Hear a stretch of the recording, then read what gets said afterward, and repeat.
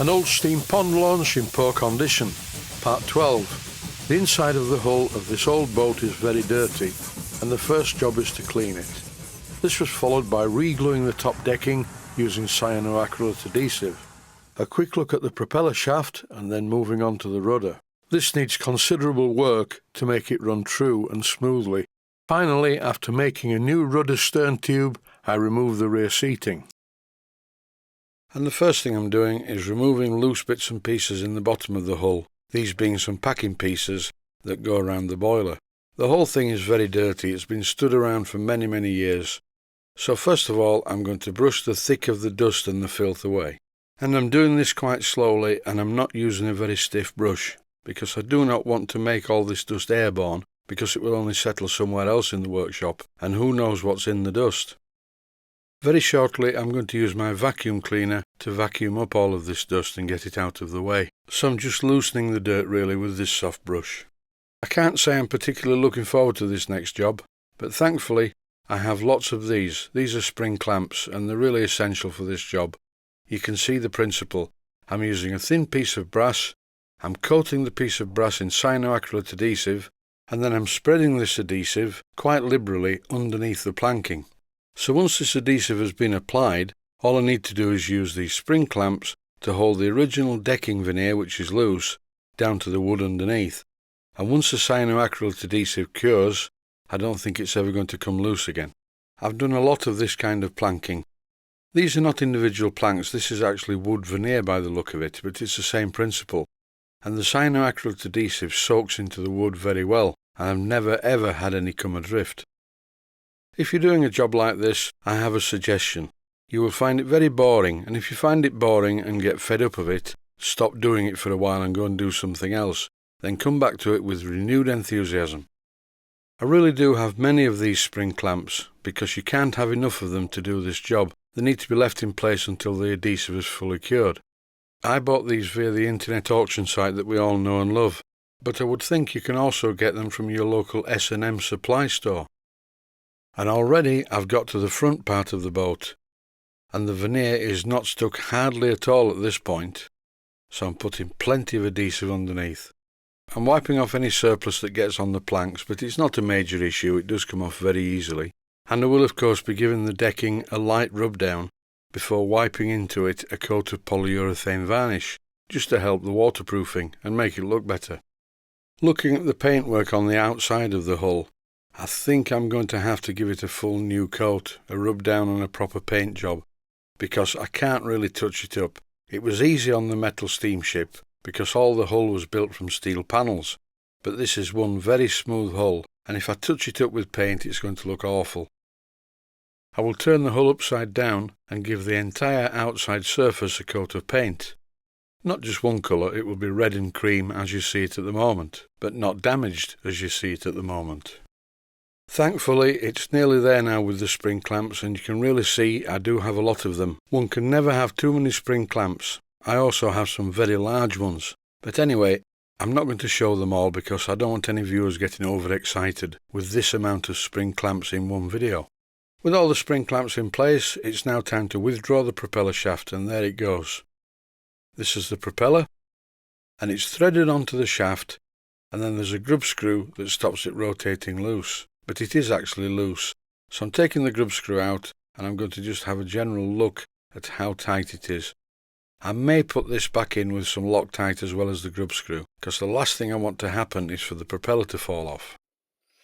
This next job takes a little bit of thinking about and much care. As you can see, some of the decking veneer is damaged around where the rudder clamps to the deck. Don't forget this is a pond launch, and it was arranged so that you could lock the rudder in position. But the pressure of the locking clamp damaged the veneer over time, and I noticed there are some mounting holes as though a metal plate's been screwed over here at some time. But this is a very old boat and this fitting's long gone. What I'm doing on screen at the moment is truing everything up, and you'll notice how slowly I'm taking the drill through. First of all I use a smaller drill, then a larger drill. Because everything is so out of alignment, the rudder is very stiff, which makes it unsuitable for radio control. So what I'm going to do is put a shaft through here, but it has to be perfectly vertical and in line with the rudder. And as you can see, when I put the rudder in from the bottom, the rudder is much more towards the stern than it is towards the front part of the stern. It's not in the middle of the hole. Obviously, if I fit the rudder now, it's very free moving because the hole in the top is about 3 times bigger than the rudder shaft. But if I made a close-fitting rudder stern tube now, the rudder would be stiff again. What I'm doing here is using a bit of sandpaper because there is a little bit of damage to the bottom part where the rudder mounts. In this close-up, you can see where the original rudder fitting was. And as I said earlier, that's long gone, and you can also see the damage to the decking. Now you can see that the rudder fits centrally in the hole in the decking because I used a rotary file to move it into the correct position.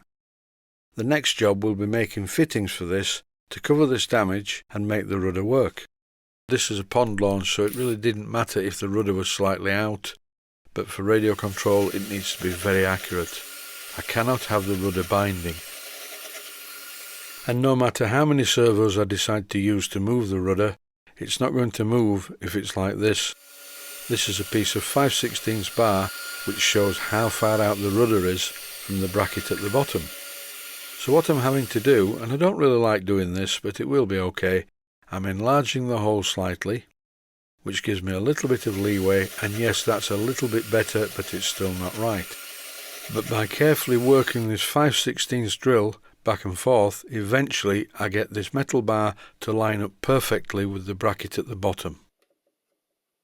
The finished stern tube is going to be quite a complicated affair. It's going to be in 2 parts, because there has to be a space for the rudder's actuating lever that I've yet to make.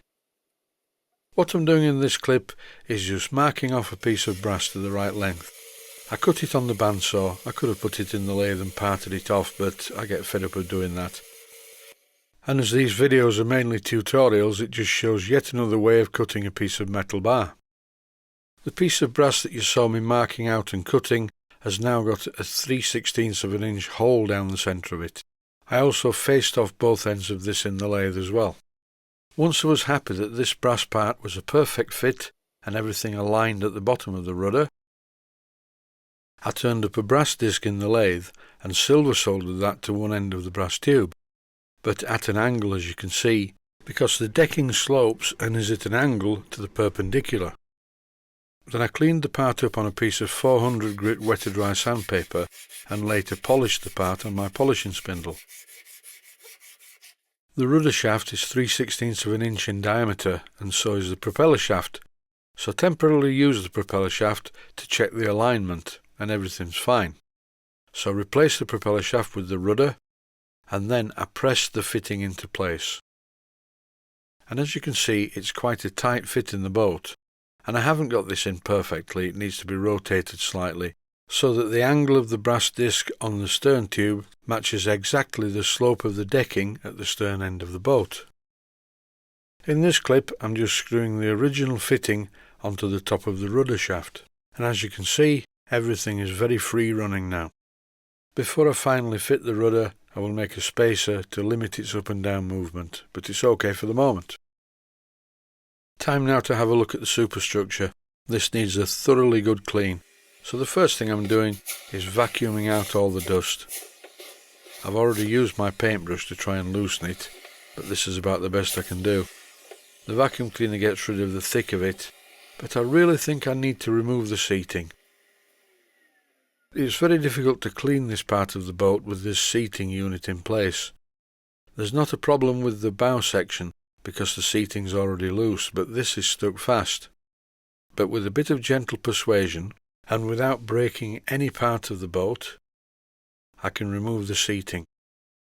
The best way to remove things like this is to shock them.